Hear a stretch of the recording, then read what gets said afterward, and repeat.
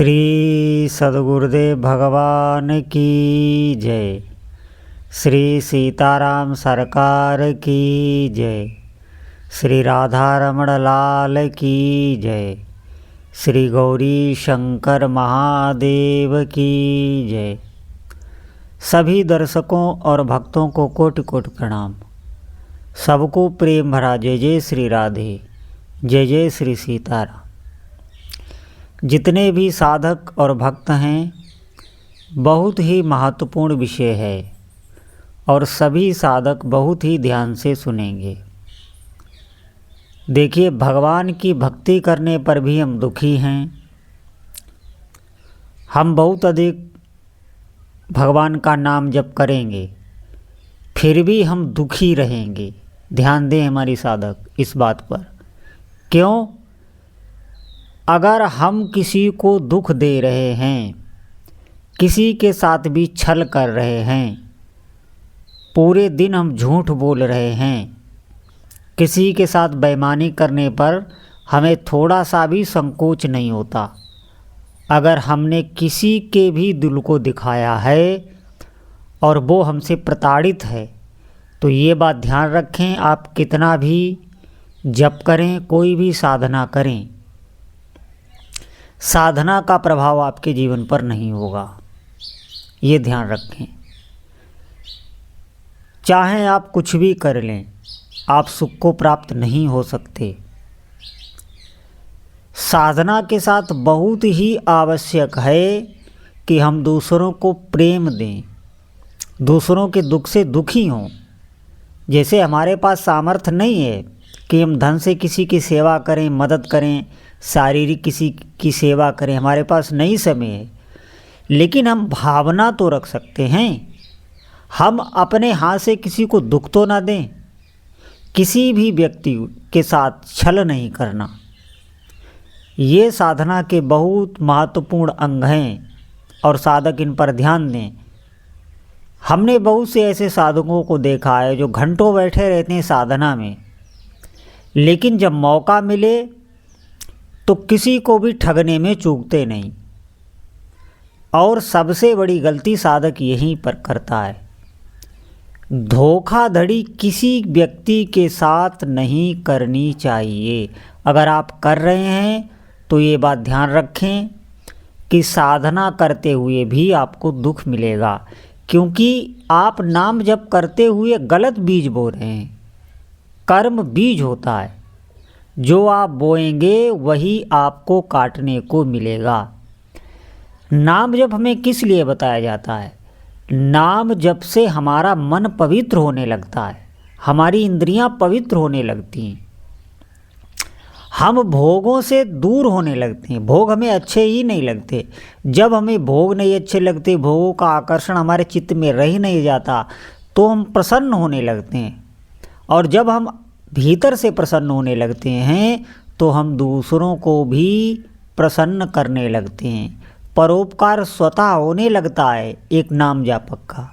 इसीलिए अच्छे से नाम जपिए और अपने आचरण पर विशेष ध्यान दीजिए। ये ध्यान रखें, आचरण हमें अपना ठीक रखना है। हमें बिल्कुल शास्त्र के अनुसार ही चलना है। आप देखें भजन असर करता है कि नहीं। थोड़े ही दिनों में भजन में आपको आनंद आने लगेगा, विशेष आप पर भगवान की कृपा हो जाएगी। हम क्या करते हैं? हम दूसरों के सुख से दुखी हो जाते हैं और दूसरे के दुख में हम सुखी हो जाते हैं। ये किसी भी साधक का लक्षण नहीं है। ये एक संसारी विषय भोगी पुरुष का लक्षण है।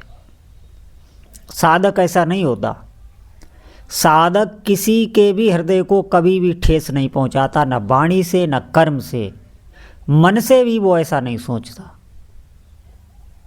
तो ये हम अपना विश्लेषण करके देख लें, कहीं ऐसा तो हम कोई गलती नहीं कर रहे हैं कि भजन करते हुए भी हम दुखी हैं। एक बात और ध्यान दें, अगर आप गलत कर रहे हैं तो आप भजन कर ही नहीं पाएंगे। थोड़े ही दिनों में कोई न कोई विघ्न ऐसा आ जाएगा आपके भजन में कि आप भजन से हटा दिए जाएंगे। ये बात भी ध्यान रखना।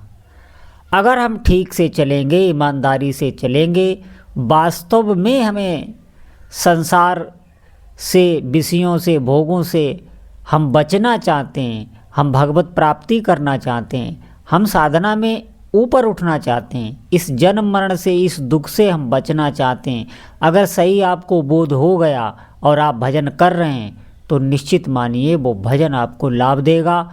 थोड़े ही दिनों में आनंद की अनुभूति आपको होने लगेगी। आप क्या समझते हैं कि हम भजन जो करते हैं वो विषय भोगों के लिए करते हैं? अरे विषय भोग के लिए कभी भी भजन नहीं करना चाहिए। आपकी जितनी भी ज़रूरतें हैं वो भजन से ही पूर्ति होने लगती। इस बात को आप गांठ में बांध लें। कभी भी आप जंगल में चले जाएं और भगवान के नाम का आश्रय ले लें, वहाँ भी आपको जो भी आवश्यकता है वो स्वतः आ जाएगी, आप भले किसी से भी ना कहें। इतनी सामर्थ्य भगवान के भजन में है। भजन कोई साधारण वस्तु नहीं है। लेकिन बात यह है कि हम संसार में भी रहकर, अपने घर में भी रहकर भजन कर सकते हैं और सिद्ध हो सकते हैं, लेकिन हमें परोपकार की भावना रखनी चाहिए, सबको सुख देने की भावना रखनी चाहिए। यहाँ पर शब्दों पे ध्यान दें, भावना रखनी चाहिए। भले ही आप हाथ से सेवा नहीं कर पा रहे हैं किसी भी परिस्थितिवत, अगर करते हैं तो बहुत ही अच्छा है, अगर नहीं भी कर पा रहे हैं तो भावना आपको रखनी है।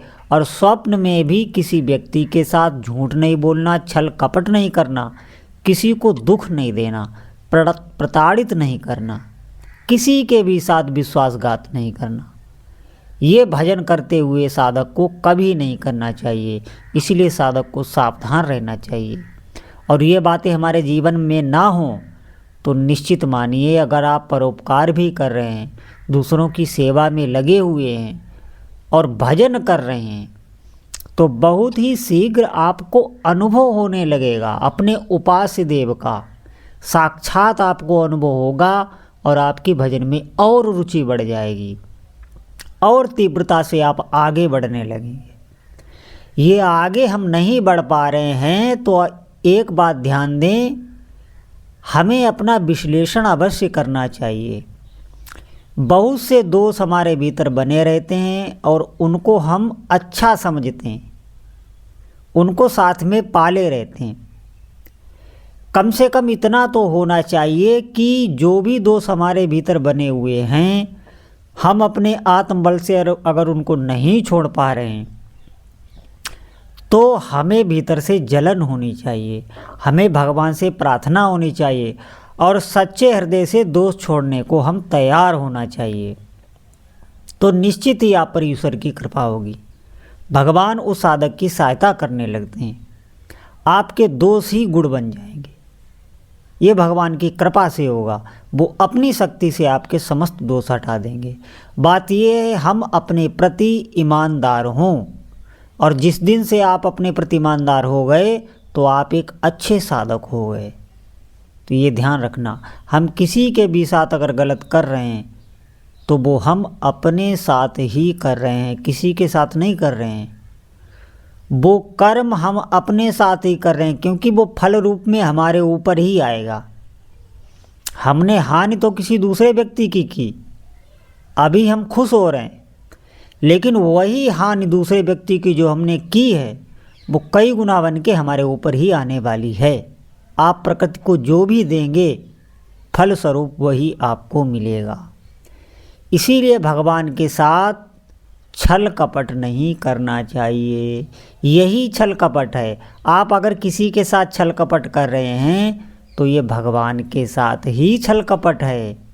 निष्कपट भाव से आप भजन करके देखें, फिर देखें आपको कैसा अनुभव होता है। आप ये कभी बोल ही नहीं पाएंगे कि भजन में हमें अनुभव नहीं होता। आपका चित्त शांत रहने लगेगा।